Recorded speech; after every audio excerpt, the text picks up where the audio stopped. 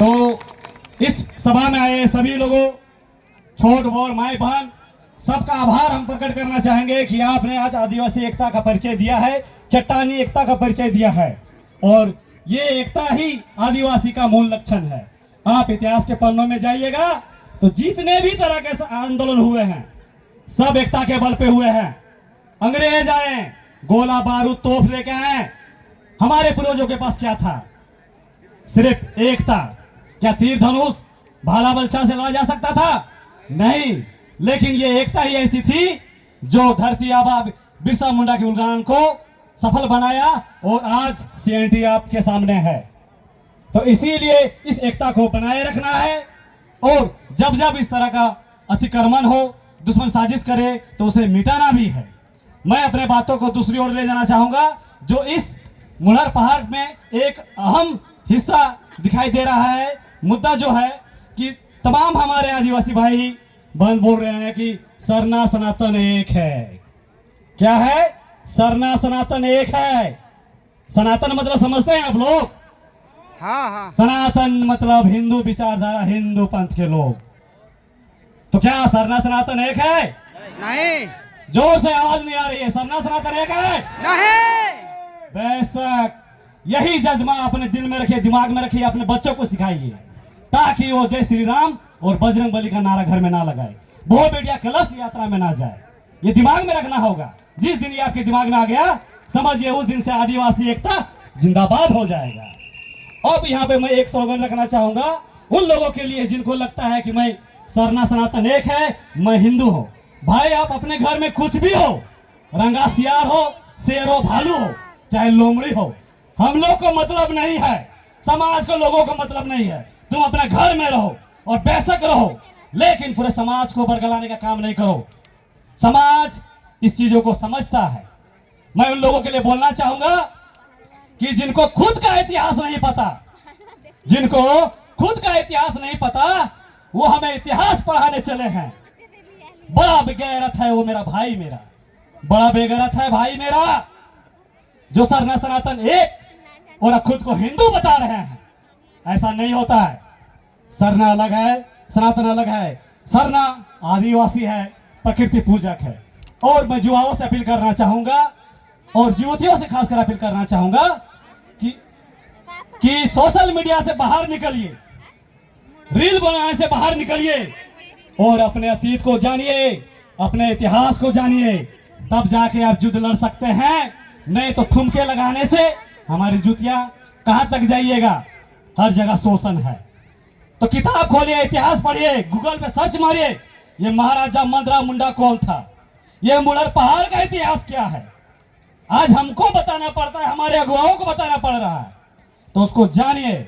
और बहुत चंद शब्दों में मैं अपने बारे को विराम देना चाहूंगा, लेकिन मैं चाहूंगा कि सरना सनातन एक है, इसको कोई भी समझ सकता है।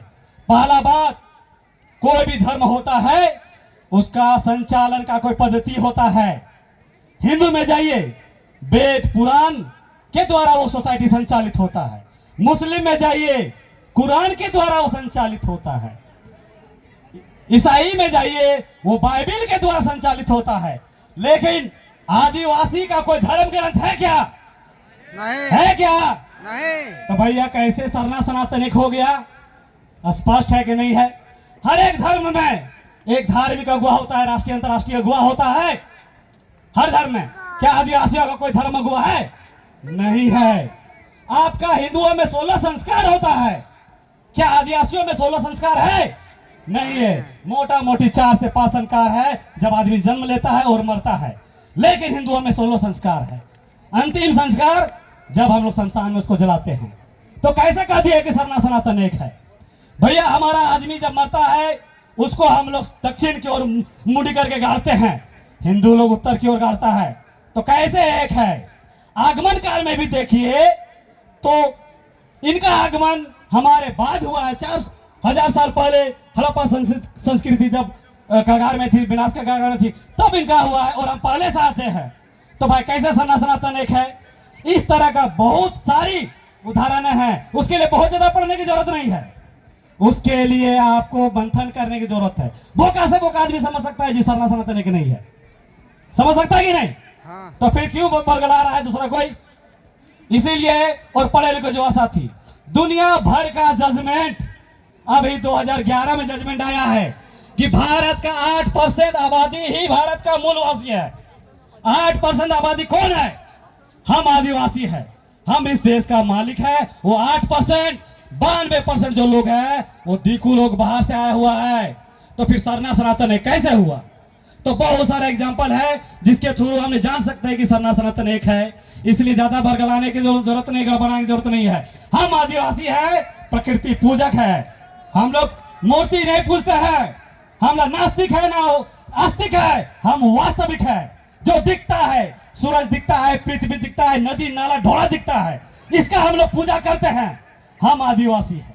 तो दिमाग में ये चीज नहीं रखिएगा कि आदिवासी और सनातन एक है। और ये जो रंगासियार लोग जो घूम रहा है, जो रंगासियार लोग घूम रहा है, धर्म का ठेकेदार, समाज का ठेकेदार, राजनीति का ठेकेदार, जो चोला पहन के सरना सनातन एक करके बोल रहा है, मैं उन लोगों से मैसेज देना चाहता हूं कि अब ये रंगासियार ज्यादा दिन नहीं चलने वाला है। अब घेराबंदी होगा, घेराबंदी होगा और सेंद्रा होगा।